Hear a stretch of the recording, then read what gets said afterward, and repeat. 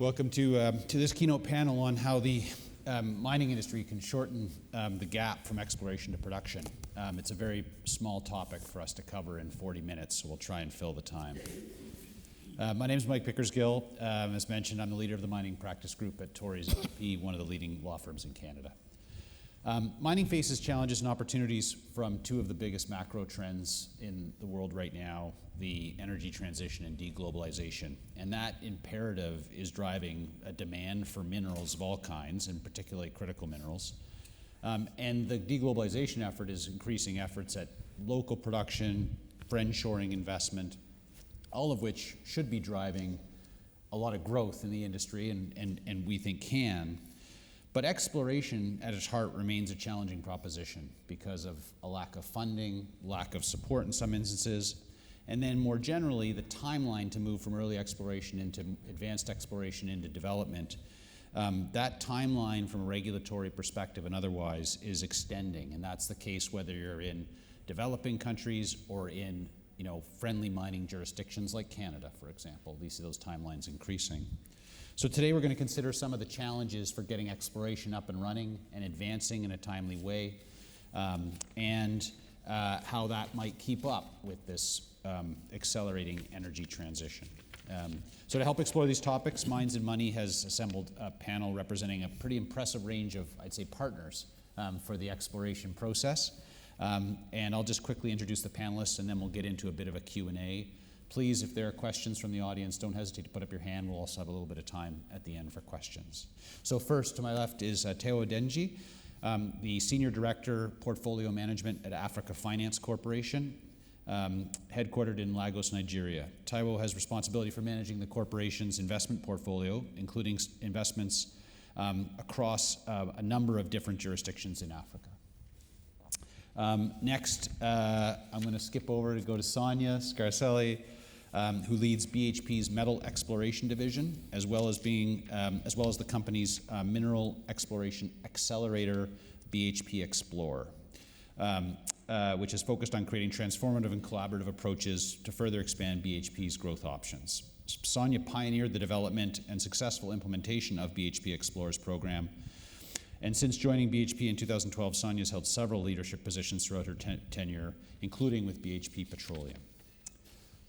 Dan James, next, is an exploration geologist, having graduated in applied geology in 1997 from Portsmouth University. He spent over 20 years working in exploration. He's the chief operating officer for Plethora Private Equity, which is an incubator group focusing on early-stage exploration across Tier 1 jurisdictions. He was previously the president of MedGold Resources, which leading teams to a gold discovery in Serbia. And last, and certainly not least, is David Aurum, an exploration geologist by background, but also the co-founder and a director of Sandstorm Gold Royalties. David claims he's visited and assessed over 100 mines and over 300 exploration development projects over the 30 years. And he now specializes in financing exploration projects at any stage. And David, I think it's fair to say, as a panel, I'll start with you in a moment, and maybe we could cue up the first slide. When we started talking about this as a panel and thinking about how big a challenge it was for us to cover all of these topics in 40 minutes, we thought it might make sense to set the stage a little bit and start at the beginning with just what is the state of exploration today. And maybe, David, I'll kick it off for you to introduce. Great, thanks, Michael, and thanks for having me here. So I've got a couple slides here that I showed the panel when we had a pre-discussion. And there's two, I think, important points that I really want to bring out of this. First of all, what this panel is it's showing over 120 years, all the way up to 2021, the actual number of discoveries and the number of discoveries by company type. So it's interesting to really kind of see this trend. At the beginning, you see really prospectors and maybe larger companies making a lot of the discoveries. But the real trend really in the last 25 to 30 years out of this, and we'll see that on the next slide as well too, is that most of those discoveries have shifted over to really junior explorers. And in fact, if you look at the last 10 years, it's almost exclusively in the camp of junior explorers making the discoveries in there.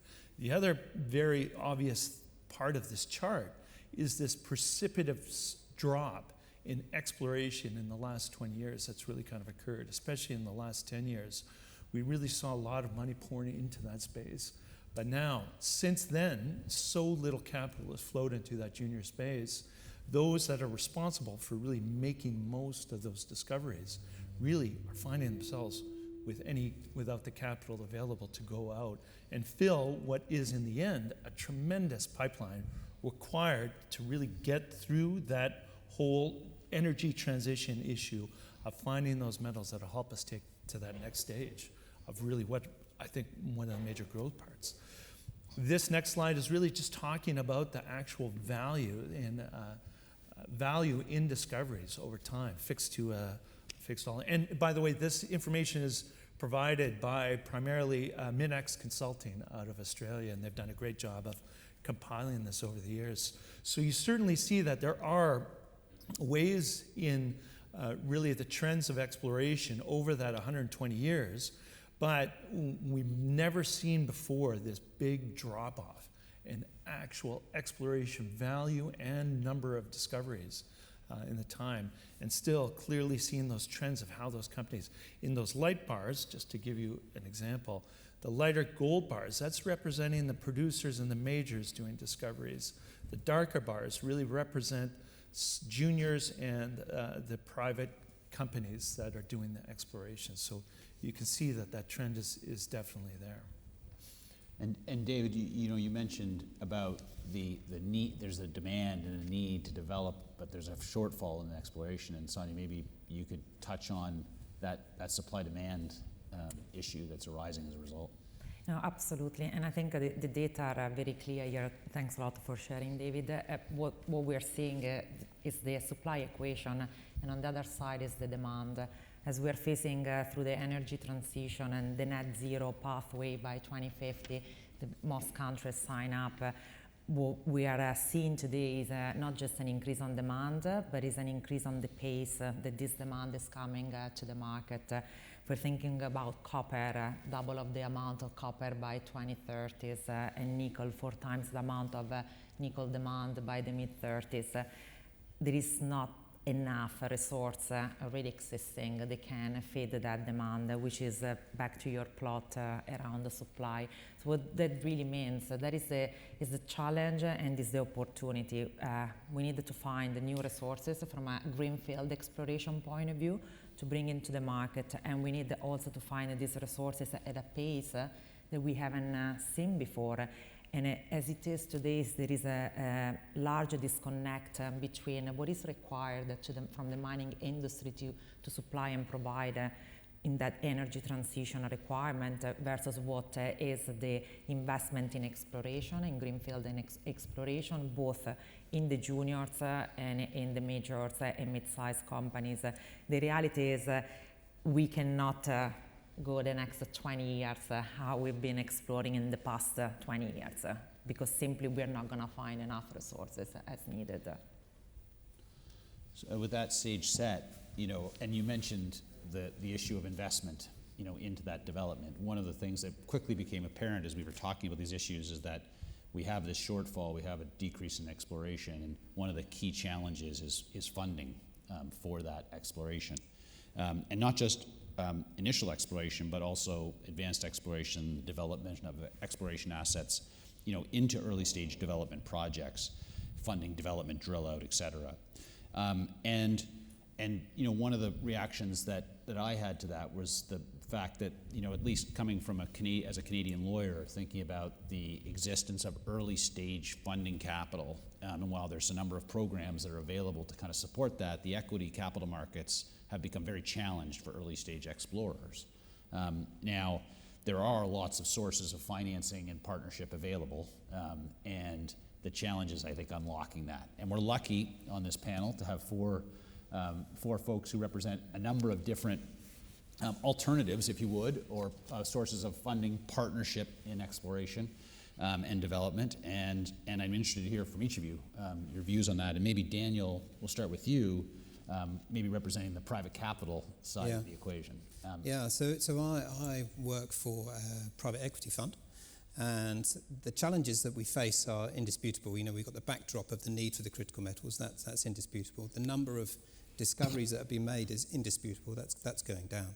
So I kind of see that the reason for those and the number of discoveries going down is that lack of access to capital.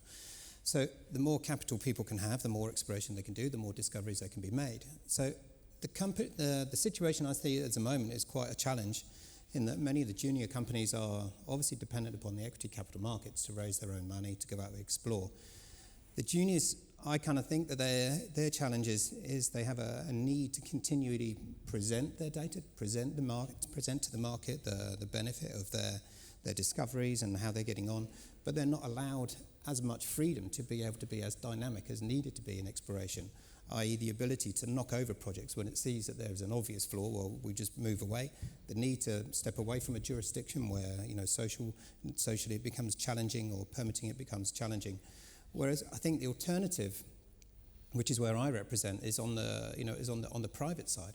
So being private and being within private equity, we still have to find finance. We still have to bring cash into the fund to be able to do this exploration. But within there, we have much greater freedom to be able to explore, we'll be able to knock projects over, to make quick, decisive, dynamic decisions, which is what is essential, I think, for early stage exploration. It is a numbers game. We have to turn over hundreds of projects, as we have done within the fund, to be able to get to that one. And then when we get to the one or a few, then we can open up to alternative financing measures, such as bringing the company out and to doing an IPO, and then bring it into the capital markets. But it's that early stage work. It's the incubator model, which is what I represent. Keeping that work private allows that dynamicism and allows us not to expose ourselves to the market too early, and therefore keeps us our ability to be fluid and to be dynamic. Teo, maybe turning to you next, thinking about the question of funding and what you see and what role organizations like Africa Finance Corporation play for explorers. Okay, thank you very much. The Africa Finance Corporation is largely an infrastructure financing institution, but also an institution that invests in natural resources, particularly mining, as well as oil and gas. As a financial institution, we also started off by saying we are not taking exploration risk. Actually, we went as far as we could from exploration. We were ready to do, early stage development, late stage development, but not exploration. But then, in Africa, we have seen the gap between discoveries and exploration spend. And in Africa, the gap is even much wider because I believe the estimate is that we probably have about 30% of the world mineral reserves in Africa. And the percentage of exploration funding that comes to Africa is less than 10%. So the gap between discoveries and exploration spend is much acute in Africa. And eventually, the Africa Finance Corporation, where I am, we decided that running away from exploration will be leaving a gap that is very important for the development of the mining sector in Africa. So in the last few years, we have eventually gone into that funding bit. We have actually set up what we call a mining project development fund, which is able to provide exploration funding for particularly the junior miners. We are partnering with governments. We started with the Solid Minerals Ministry in Nigeria, where we have the Solid Minerals Development Fund. So we are partnering with them to deploy the early funding facility for junior miners in Nigeria. What we have also done is to partner with Excalibur, a major geophysics company, to set up a platform where mining companies can upload their data and we have taken on PwC to assist in evaluating such data so that we know which of these junior miners we can support. We are able to provide between $2 million, $3 million per project to take projects from post-scoping to additional data gathering, and ultimately, hopefully, to feasibility studies and DFA, definitive feasibility studies. It's a relatively small intervention, but we expect that we are going to develop this, we are going to scale it up, we are going to move from Nigeria, where we are doing the pilot test, to several other countries in Africa. And in doing that, we are also encouraging other financial institutions like ourselves, regional financial institutions, and Africa-wide financial institutions to also start putting funding into exploration.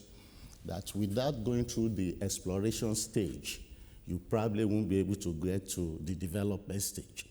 And therefore, we have to recalibrate how we look at mining.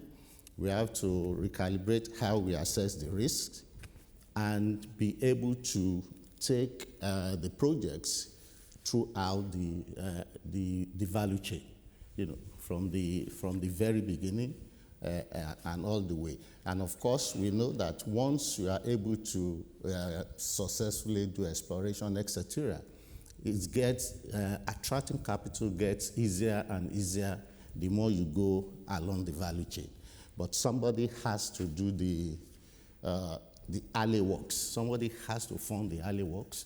And we believe institutions like ourselves, which has a high development mandate, will be quite important in filling that hole.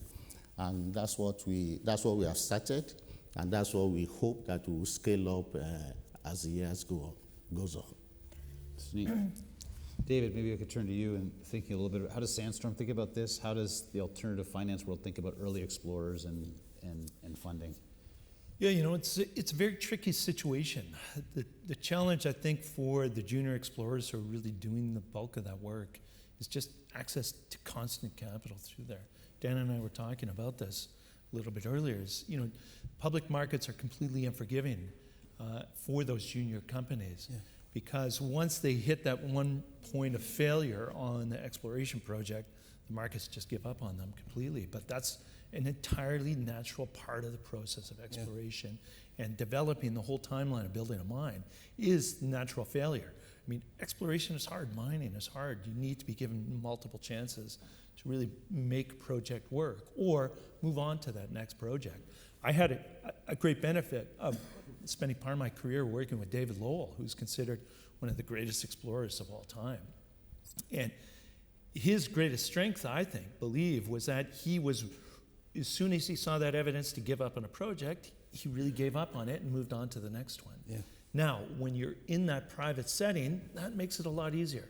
It's a lot easier to be able to move on if you understand your shareholders. Public companies struggle more and more because there's just such a demand for more information, more updates, and that really creates a situation that's very hard to do. So as a company that's providing capital for all range of companies in the phase, junior explorers are a real challenge because you can give them money, they can work on a project, and even in today's market, even if they have tremendous success, they can find themselves orphaned by the markets, which means finding that next package of capital at a higher valuation can be a real challenge. So there's a real problem doing there is, we can't, as a royalty and streaming company, sure, we can give $500,000 or $1 million to get through an exploration project. But where do they get their next $5 million to get the next set of results on that? That's the challenge that we're sitting in the markets today, is their reach to get additional money, even if they have success, isn't there. But if they fail, then it creates that reluctance of the juniors to want to have to report that because they know what's going to happen on the flip side. They're going to get all sorts of issues on the from the market. Then they won't be able to go back and raise. So therefore, it loses all that dynamicism of exploration, which is a critical part of failure. You have to fail to explore. It's part of the process. And the more times you fail, the more chances you're going to have of succeeding. Also doesn't allow the company to focus on what is really important and matter on their exploration idea and concept, because they're chasing to find the little discovery to get the next tranche of capital, rather than focusing to unlocking a full opportunity. And that's something that we try to change quite a bit through the Explore program, to provide a very different platform for funding. Normally, as a major, we will invest in a project and progress that project in the junior space, but we try to stay away of that and actually create a program that can, for us, identify new opportunities and new ideas globally. But for the juniors, it's really unlock capital and support, and that is through the Explore Accelerator program. What it does take away to the companies that are part of our program is having to go and find the next tranche of capital, at least for the period that they are with us. So we're supporting them financially, but more than anything, we allow them to think about their idea, their concept, to recognize that exploration by nature is a risk-based opportunity. Most of the things they're going to fail, and I don't like the word failing too much, because to me it's learning. We're learning something new about a place, and we can move on to the next one. But for them, it created the space to really test their idea and concept that otherwise they couldn't do, as you both touch on this, because they have to go and find the next tranche of capital, because even when they have good results, there is no forgiveness on the market. That is... it's endemic also to what we see today, that we don't have enough discoveries coming to the market. But also, there are also the other option the junior would have would be to joint venture their project. By doing that, it takes away a lot of that, that shareholder value immediately. They can't actually get that much liquidity out of the stock on the basis that they've got a major coming in to get to 70%. Then after the 70%, whether they can maintain their position, the major can obviously just turn on the tap to dilute. So as a junior, the ability to be able to keep shareholder value throughout that process is also really difficult. So I think that the BHP Explore program is quite a different approach, really, that the majors are taking, or certainly BHP is taking, allowing the juniors to be able to have that bit more freedom and not have to worry about too much about the market, or having to have the worry of dilution really early on. That's absolutely right. And from a joint venture point of view as well, when I look at some of the projects that came through our program, I can, because I also run exploration, I could tell you I would not be able to invest on those projects through exploration. They're just too early stage. And so then they would be relying on capital from the market, but actually they don't get the capital to test this concept. So that's why Explore is great, because we get to work with them, we get to accelerate them, we get to build a relationship, they get to know how to work with us, with a major, and likewise we get to know better about the companies. So at the moment they are at the right time, so they don't have to dilute their equity too early, then where the joint venture and the partnership can progress beyond Explorer. Yeah, I 100% agree. I mean, I think one of the big strengths of why junior companies have been so successful in dominating that exploration market is that ability to be nimble, to make decisions quickly, to really kind of change course. When you have a small, concise team that really is kind of looking for something and is knowledgeable, they can make those changes and those choices, which I think are really vital. It's really important, again, going back to that David Lowell experience, that ability to really kind of change your direction on a moment's notice is a key attribute to those junior companies. So being able and figuring out a way to support those attributes of those good teams is something that we really have to focus on. Maybe that solution is something that's much more collaborative between groups like this that are on the stage, that are willing to really kind of continue that capital support of that group that's able to go out and make the discoveries. And I think that once you've got that first base covered of a bit of capital assurance, that you've got at least a few years worth of capital, you can then move on to the next part, which is working on your team and making sure your team are motivated, making sure they're the ones that are going to be going out and making the actual field work, the exploration, and giving them a little bit of a slice of the upside as well. So they've got financial reward, they've got career progression as well that they can move through, and keeping them hungry for that discovery is I think the second part of that process. And that it's you've got to keep keep them motivated. They're the ones in the field. They're the ones that are doing the hard miles in the field, taking the samples as well. And I think what is also helpful, particularly for junior miners, miners just coming into the market, it's also the work that institutions like ours are doing with the government to try and get as much geospatial data of the mining resources in the country as possible. We are providing resources for governments in Africa to be able to do a lot of the groundwork in terms of where the resources are and get as much public data as possible, such that when junior miners, mining companies come, at least there is a leg up that they have based on the data that they have been able to, that has been able to make available to them. And institutions like ourselves that provide early stage development funding and also can provide other instruments that provide instruments that can enable them to get funding even from conventional financial institutions. So all of this go into supporting these companies, and we know that in exploration you are going to hit a lot of flukes, but then you are also going to hit a lot of good outcomes. So everything goes into the assessment of our risks, how much you want to make available, knowing that unlike in conventional financing where you from the get-go you expect that you are going to get a good outcome, and if you don't get a good outcome, you say that's part of the story. But in exploration, we know that there will be a lot of flukes, but which was why we were not there initially, but we sort of agreed that it has to be part of the story, it has to be part of the building the mining sector in Africa, and of course we are now devoting resources to it. And I think it's an interesting point you say about data. Sonia and I, we were talking earlier about data, and I think that given raising money for companies and spending money on exploration, is quite tight. The thing that you don't want to have to do is to go back and repeat all that exploration that's been done before. If it's been done before, that data should be available. It is available in many of the jurisdictions in which we work, places like Canada and Scandinavia.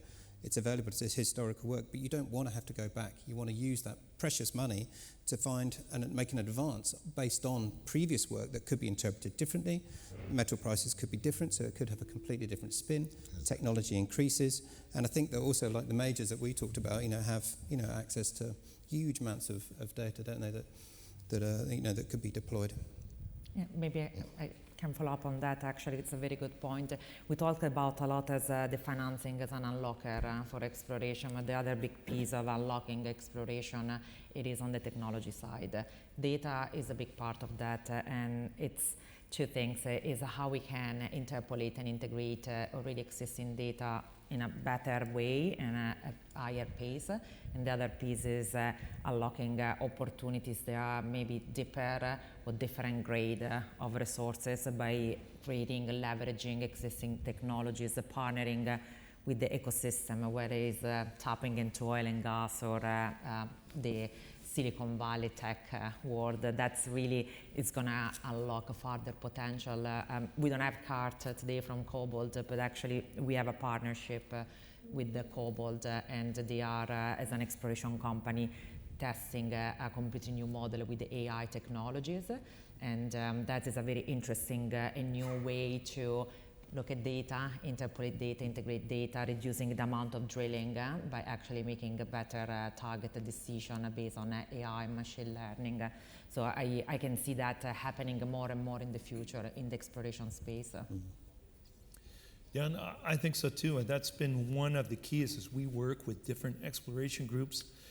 Access to data and combing through data, large amounts of data, has been kind of one of the most effective and great innovative tools to be able to do it. And having that data available at that government level from the past groups that have worked on the property, Absolutely. You can really glean a lot of great information, come up with your new thesis as to how to approach this project, and start working on that thesis. And it's relatively low cost as well, right? Rather than going back and re-drilling or rerunning, geophysical surveys, it's relatively low cost.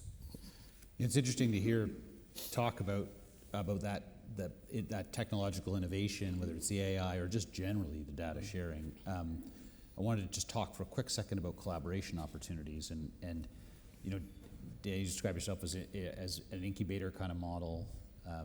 The Explorer program as an accelerator model, different terms, but maybe just take a second to describe how you see that operating, and maybe even just on the Explorer side, how that program actually works, and then Dan, how you see your incubator model working.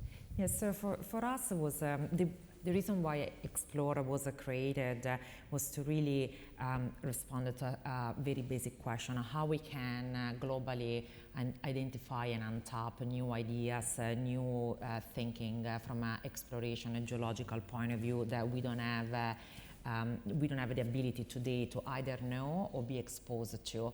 So that was the different concept of Explorer, and do that through a platform where people can apply. So it initially was a thought about that, and then as part of the accelerator model, which is not a new model, we copy from the tech world. It's a Silicon Valley created type of program. It was to create this solid partnership between us and each of the company coming into the program.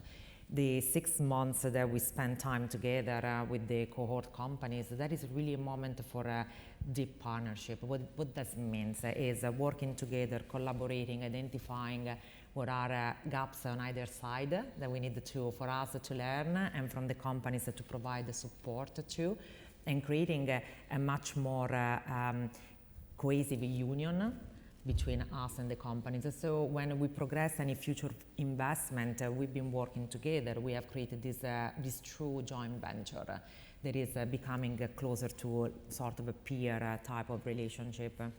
And we've done that with Explorer, and in my mind, in a very successful way.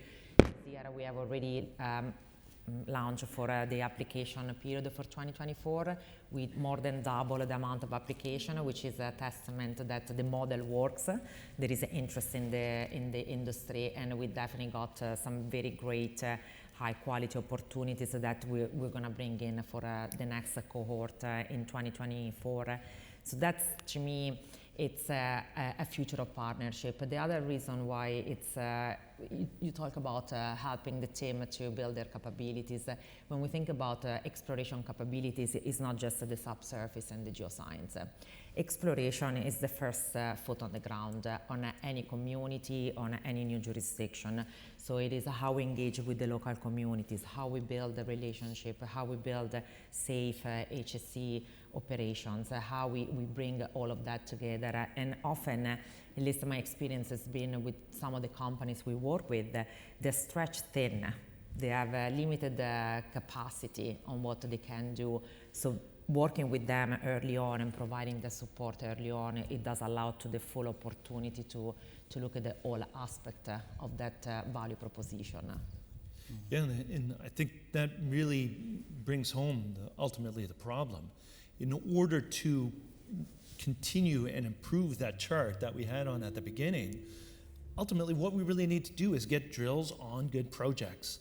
But today it's more in-depth and more complicated going through all these processes to get to getting drills on those projects.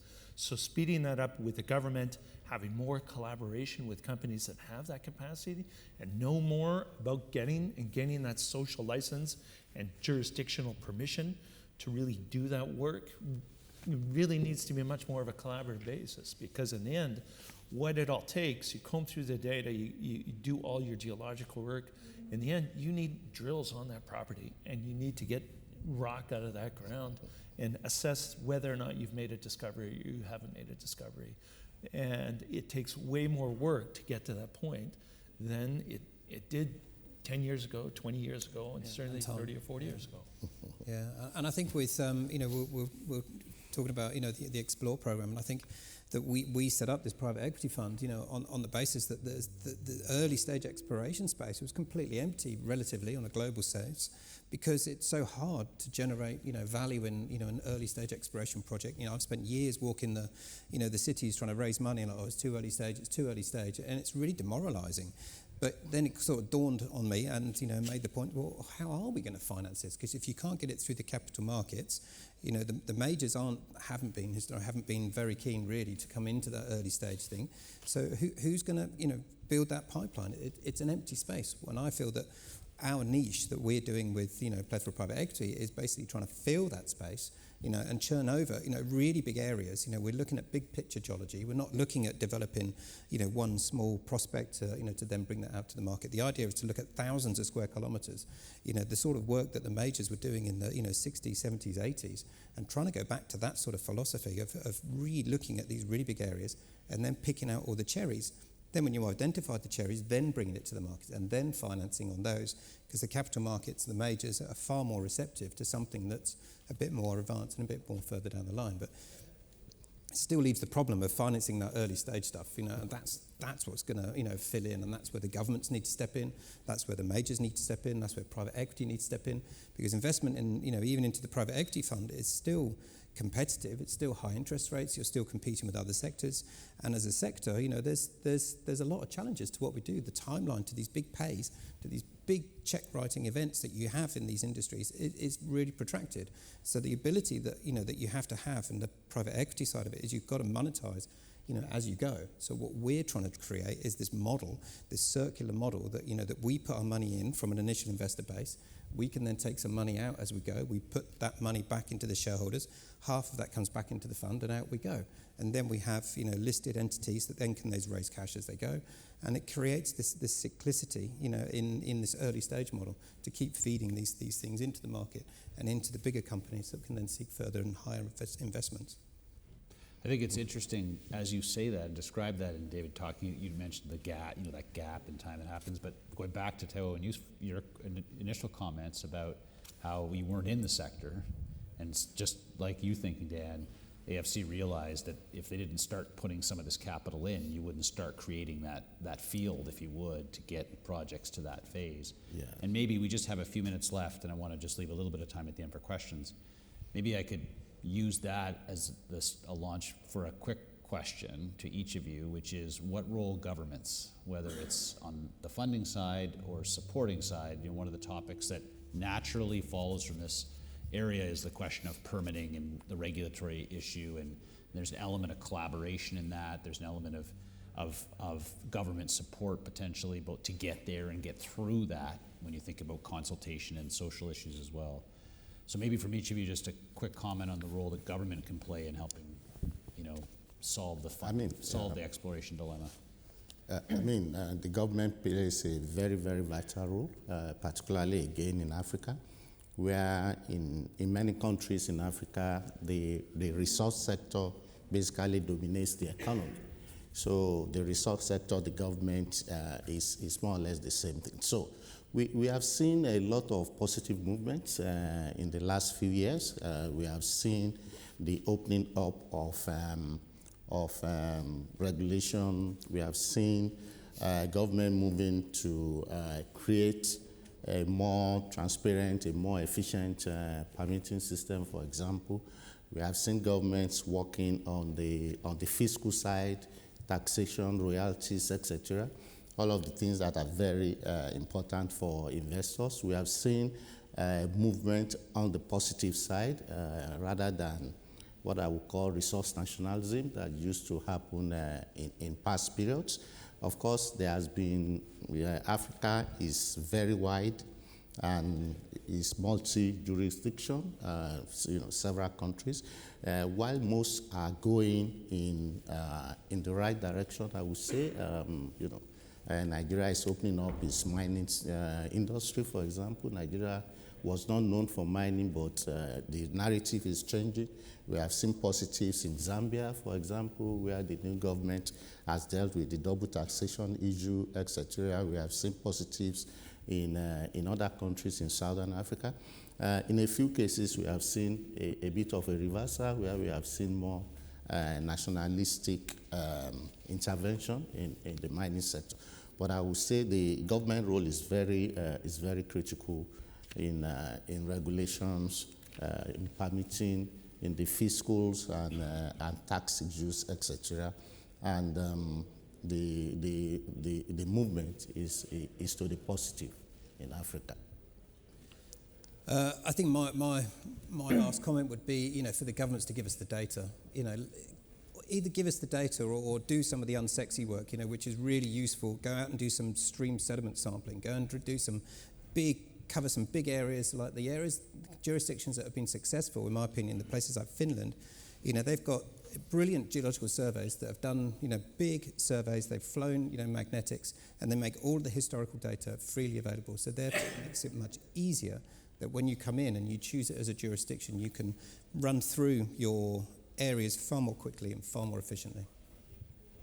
Sorry? Just keep it brief, as to me is clarity and consistency of regulatory framework. Those projects, exploration projects and beyond, last quite some time and have a consistent changes on regulatory framework that does not make the jurisdiction investable. So providing that consistency and clarity is really important.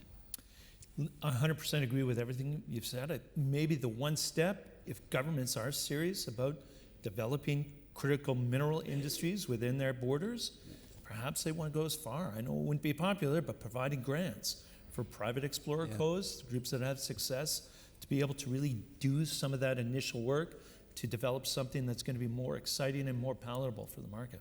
Yeah.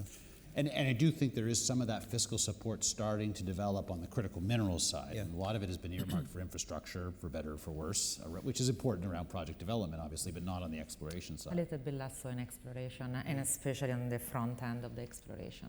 Right. I think it's interesting that you kept talking about data and some of those things that we can explore and or help exploration.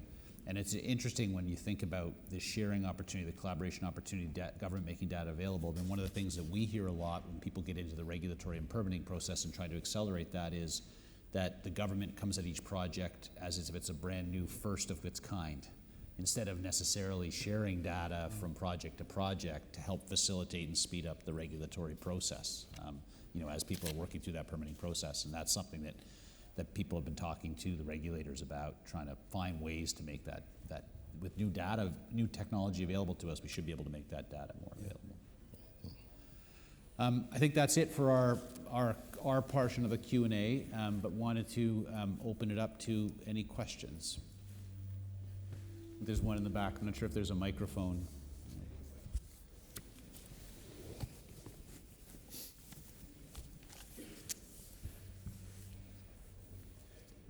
Hi, Christina from Argus Media. My question is in particular, which metals do you see or which minerals do you see that there is this gap from exploration? Can you put an example of particular metals that are having this gap? Thank you. So I think the question was what minerals in particular do we see this gap issue? So David, you want to have a Copper, to me, copper is perhaps number one. There's a huge requirement for copper. There's a big deficiency, and that's where we've really missed out on exploration dollars, is making big copper discoveries that are going to feed what's going to be an enormous pipeline of supply. Absolutely, and to add to that, copper actually in many countries is not even part of the list of critical minerals for the energy transition, which makes even more challenging on permitting a regulatory framework to accelerate the copper projects. Any other questions? I think for a matter of time, we actually might have to close it here, but there was a very interesting conversation to be had. I know all panelists are very approachable, so feel free to just reach out to them maybe after for a specific question. So please help me and join me in terms of thanking the different panelists and especially my colleagues.